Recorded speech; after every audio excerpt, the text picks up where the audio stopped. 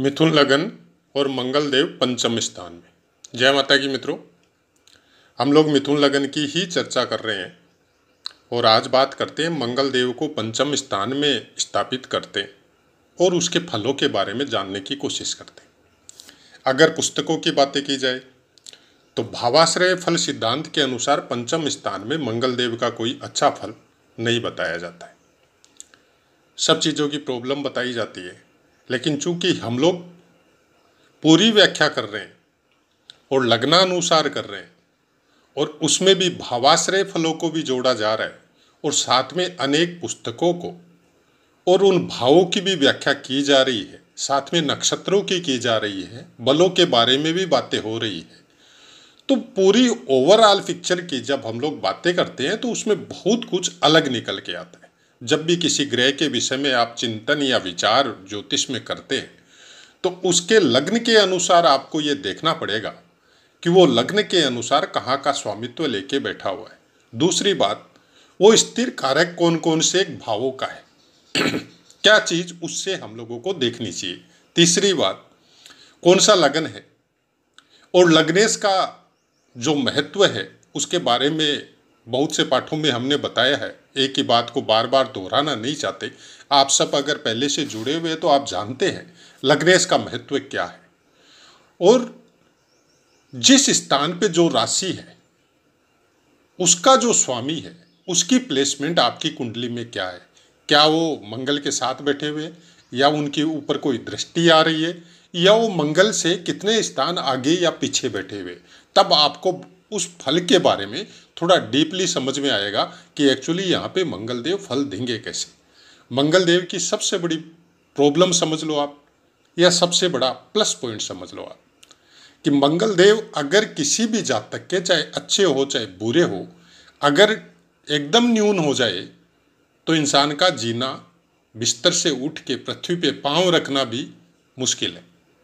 क्योंकि जो भी विद्युत है, जो ऊर्जा है आपके शरीर में, चाहे साहस के रूप में, चाहे प्रचंड जो बिजली के तरीके से जो कोई भी बात के ऊपर जो तरंग उठती है आपके अंदर खून में, ब्लड में और दिमाग में, जो एक संचार जो प्रवाहित होता है कि इस काम को करना है या नहीं करना है, इसका आंसर देना है या नहीं देना है, जो भी मानसिक स्थिति आपकी जितनी ज़्यादा एप्लीकेबल है, उस सब का कारक मंगल देव है।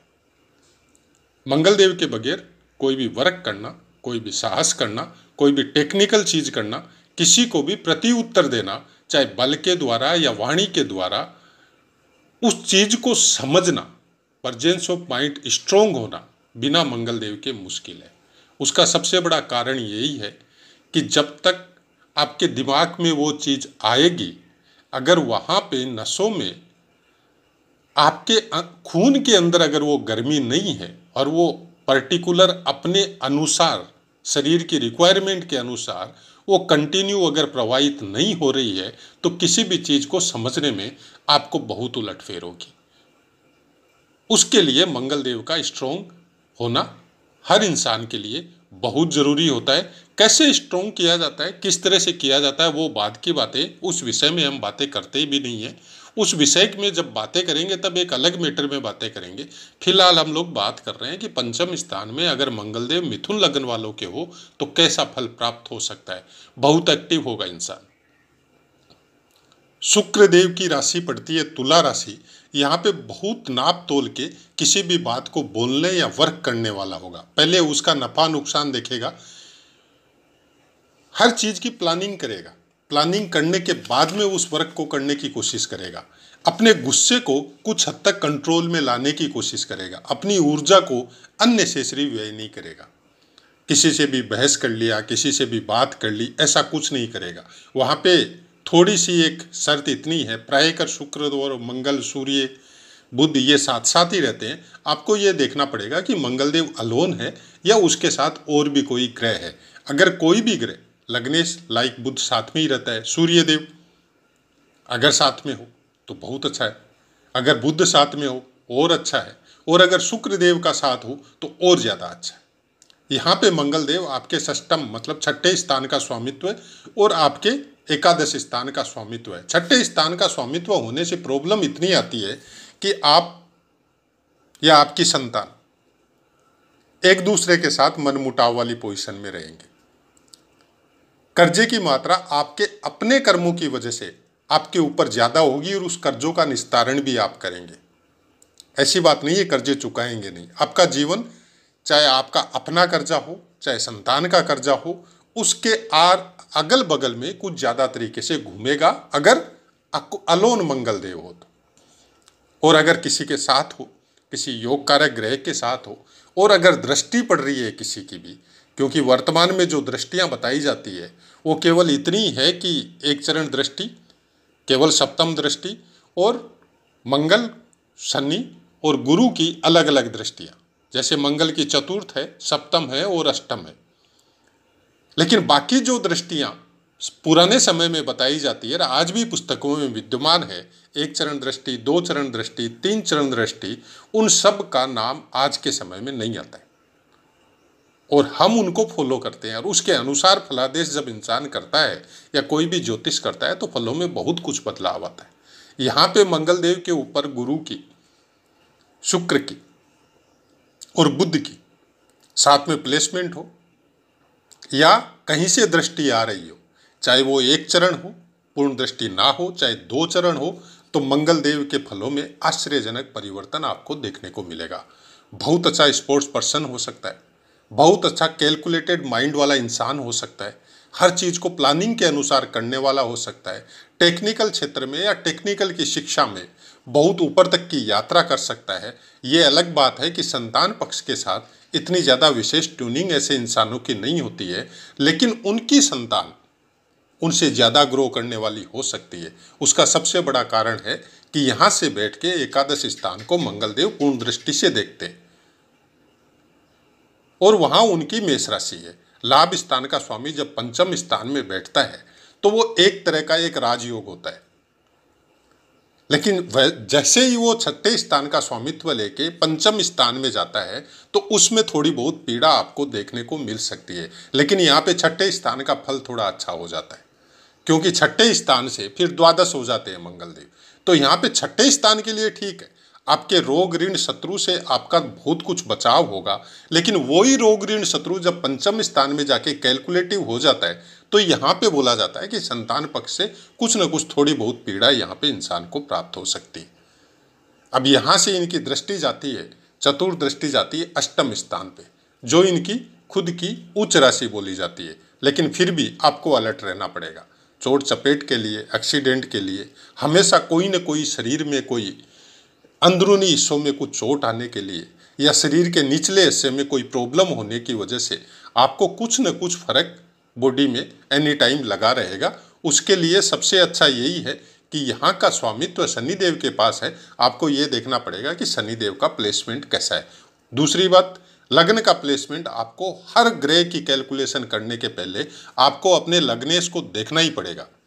अगर लग्नेश स्ट्रोंग है, लग्नेश अच्छे अंशों पे विराजमान है, अच्छे नक्षत्रों में विराजमान है, अच्छे स्थान में विराजमान है, तो बाकी कोई खराब ग्रह का कोई खराब फल भी नहीं मिल रहा है अगर आपको, तो उसमें 80% कमी वो लग्नेश अपने ऊपर लेके उसको खत्म कर देता है। लाइक आपके घर में जैसे पिता है, पूरे घर के सर्वे सर्वा है और सब चीज़ों को वो खुद टेकल करते हैं। बच्चे से कोई गलती भी हो गई तो माता पिता उसको ठीक कर देते हैं। लग्नेश का महत्व वैसा ही है, उसी तरह से आपको लग्नेश को समझना पड़ेगा। उसके बाद में इनकी जो सप्तम दृष्टि पड़ती है वो हमने आपको बताई दी, लाभ स्थान पे पड़ती है। अष्टम दृष्टि अगेन शुक्र के स्थान पे पड़ेगी, 12वें स्थान पे पड़ेगी। यहाँ पे ये देखा जाता है कि व्यय किस चीज़ों में करेंगे, सुख सैया का, सोने का या भौतिक सुख, उसमें ये सब चीज़ों में वहाँ पे आपको कमी देंगे। कुछ चीज़ों के लिए अच्छा होगा कि अननेसेसरी खर्चे आपके नहीं होंगे, लेकिन कुछ चीज़ों के लिए जैसे आपको आराम नहीं होगा, घर में हो चाहे बाहर में हो, एनी टाइम वर्क में लगे रहेंगे अपने सुख के लिए या अपनी पसंद का कोई काम करने के लिए, अपने भौतिक सुखों के लिए आपको समय मिलना मुश्किल है, या समय मिल गया तो उस समय उस सुख का मिलना थोड़ा मुश्किल होगा। कोई न कोई अड़चन या कोई न कोई तकलीफ इस विषय में बाहरी और भीतरी तौर पे आपके सर के ऊपर या आपकी जिम्मेदारी की वजह से आपके ऊपर लगी रहेगी।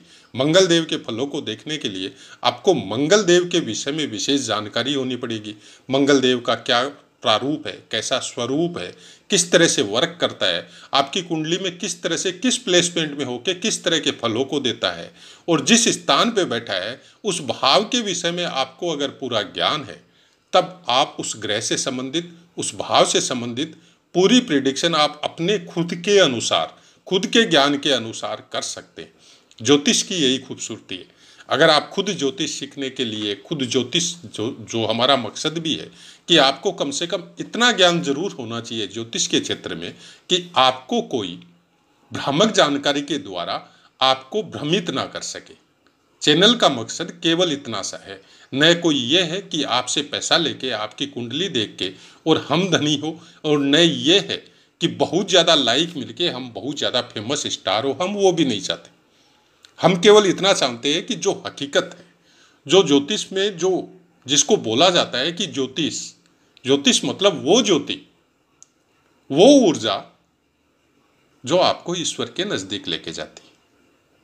ईश्वर के नज़दीक जाने के बहुत से रास्ते, आप कर्मकांड के द्वारा जा सकते हैं, वेदाध्ययन के द्वारा जा सकते हैं, ज्ञान के द्वारा जा सकते हैं, भक्ति के द्वारा जा सकते हैं, दान के द्वारा जा सकते हैं, और एनी टाइम उसका भजन करके जा सकते हैं। वैसे ही ज्योतिष के द्वारा आप और अच्छे तरीके से जा सकते हैं, क्योंकि फलों के बारे में, ग्रहों के फलों के बारे में, ग्रहों के स्वरूप के बारे में, स्थान के बारे में जब हम लोग उसका चिंतन करते हैं, उस चीज़ को समझने की कोशिश करते हैं, तो धीरे धीरे हम लोगों की यात्रा थोड़ी अलग लेवल पे जाना शुरू हो जाती है। ज्योतिष की सबसे बड़ी खूबसूरती यही है। ज्योतिष को समझ लिया, वेदों को समझना बहुत आसान होता है। कोई ज़रूरी नहीं है आपको भाषा का ज्ञान हो, कोई ज़रूरी नहीं है आपको संस्कृत का ज्ञान हो या नहीं हो। वर्तमान समय में इंग्लिश में, हिंदी में, हर भाषा में इसका अनुवाद हो चुका है। केवल आपको भीतर में उस अनुवाद को अनुभव करना है। ऐसा तो है नहीं कि आप और हम संस्कृत पढ़े हुए नहीं हैं, जरूर पढ़े हुए।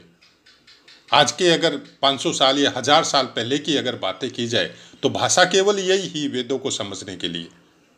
बाकी भाषाओं का उत्थान या पतन बाद में होता गया, उस समय भी होता गया, लेकिन मेन भाषा संस्कृत थी। उसी में ग्रंथ लिखे गए थे, उसी में सब बोलचाल की भाषा थी। आज भी अपने भारत में या विदेशों में भी, जर्मनी वगैरह कुछ जगह रेस्टिकेटेड है, वहाँ पे केवल संस्कृत ही बोली जाती है और संस्कृत का ही अध्ययन करता है। संस्कृत का विद्वान किसको बोलेंगे? जैसे हम आपसे बात कर रहे हैं, वैसे ही धारा प्रवाह अगर संस्कृत में हम बात कर सके, संस्कृत में हम अगर वाक्यों का निर्माण कर सके और बोल सके, इसका मतलब संस्कृत का पूरा ज्ञान है। तो अगर वो आपको नहीं है तो उस भावों को समझने में आपको अपनी भाषा में कोई प्रॉब्लम वर्तमान समय में नहीं आती है, क्योंकि वर्तमान में वो सब ज्ञान अलग अलग भाषाओं में रूपांतरित हो चुका है। ज्ञान को समझने के लिए आपको अपने हृदय की जरूरत है, आपको अपने पंचम स्थान की जरूरत है, जो गुरु के द्वारा प्रोवाइड है, जिसके कारकत्व है गुरु के पास है।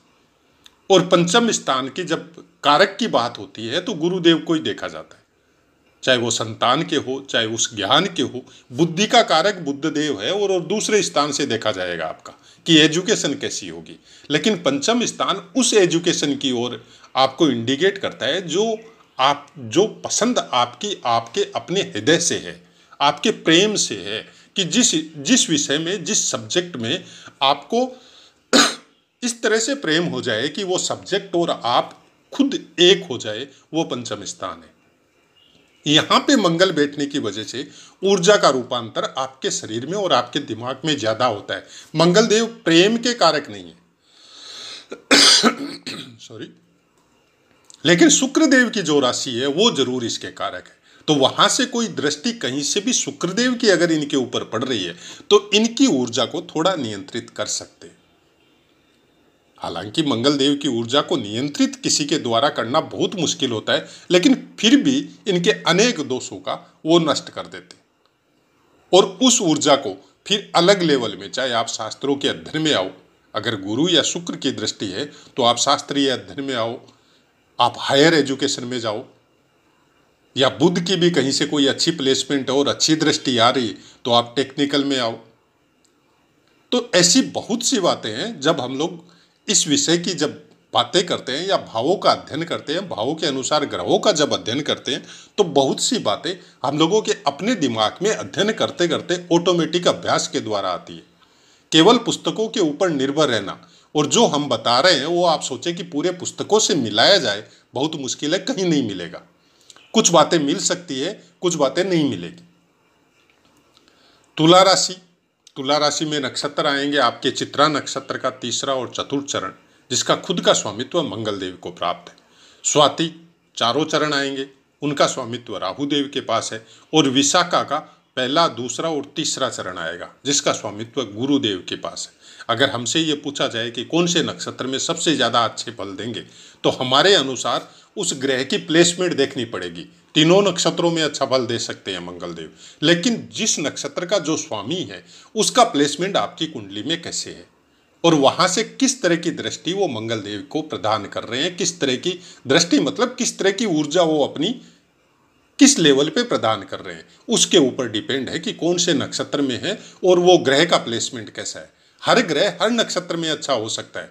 सबसे बड़ी पॉइंट है कि कौन से प्लेस में है और उस ग्रह के स्वामित्व की या जिसका स्वामित्व जिस ग्रह के पास है, जिस स्थान का और कारक का, क्योंकि कारक तो गुरुदेव है, तो गुरुदेव कहाँ से कैसी प्लेसमेंट के अनुसार किस तरह की दृष्टि मंगल देव को प्रदान कर रहे हैं, दे रहे हैं या नहीं दे रहे हैं, उसके अनुसार आपको मंगल देव का प्रेडिक्शन फलों का करना पड़ेगा। उसके बाद में नवमांश की बात करें, तुला राशि में अगर मंगल देव 3.20 डिग्री तक हो तो तुला के ही नवमांश में रहेंगे। यहाँ पे मंगल देव फिर वर्गोत्तम हो जाते हैं और वर्गोत्तम ग्रह को, और वो भी अगर त्रिकोण में बैठ जाए, पंचम स्थान में बैठ जाए, तो फिर बहुत अच्छा फल मंगल देव का प्राप्त होता है।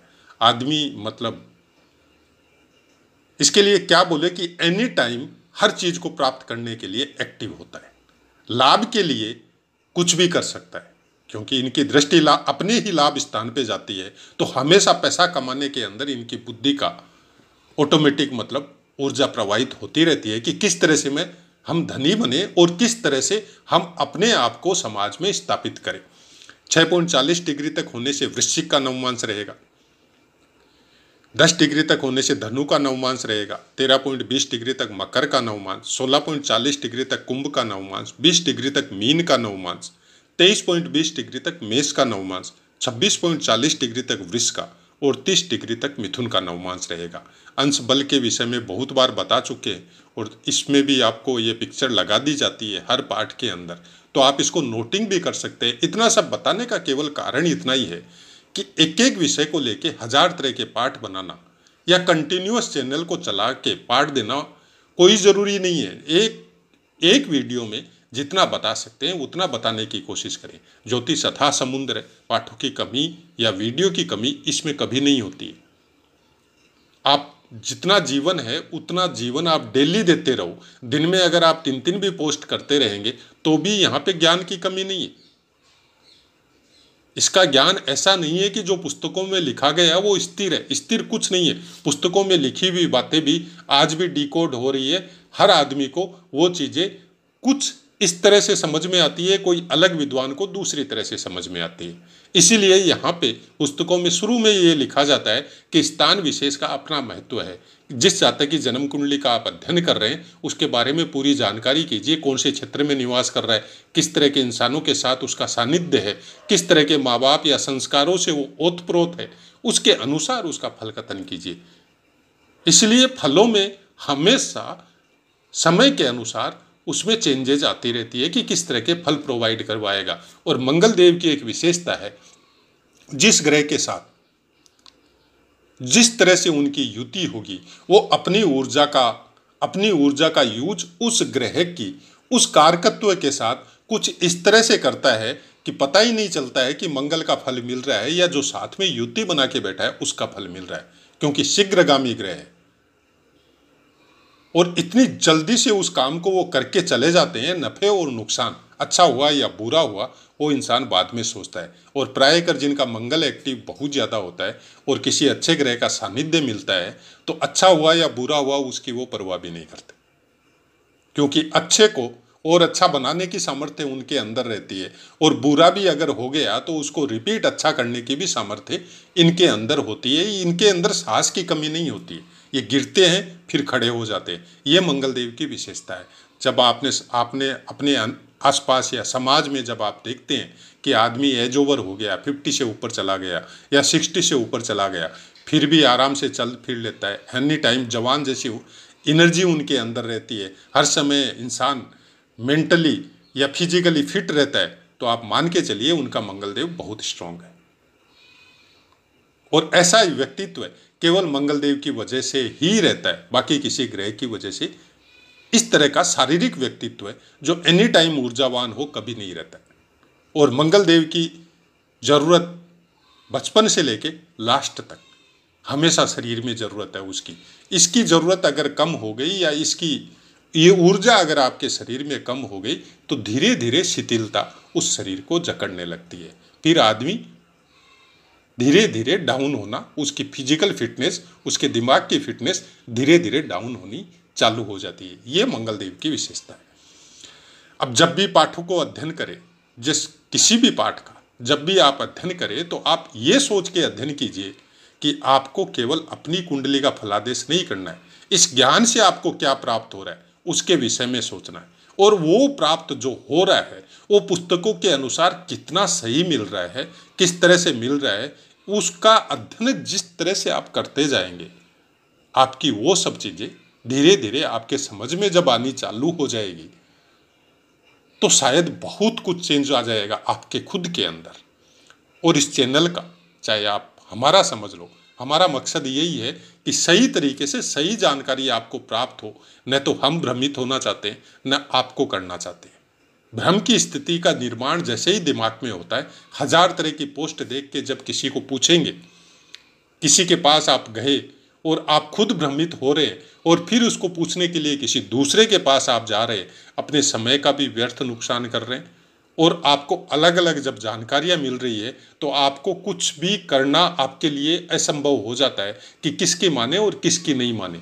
सबसे अच्छा है उस समय का सदुपयोग, उस जानकारी को ठीक करने के लिए आप खुद उस जगह से जुड़िए, उन पुस्तकों के साथ जुड़िए और कुछ समय उनके साथ निकालिए कि आपको कुंडली के विषय में, ग्रहों के विषय में, भावों के विषय में कुछ अच्छी जानकारी हो और भ्रमित होने की जो परिस्थिति है वो आपके साथ न हो। इसी आशा के साथ अपनी वाणी को विराम देते हैं और आपसे आज्ञा लेते हैं। जय माता।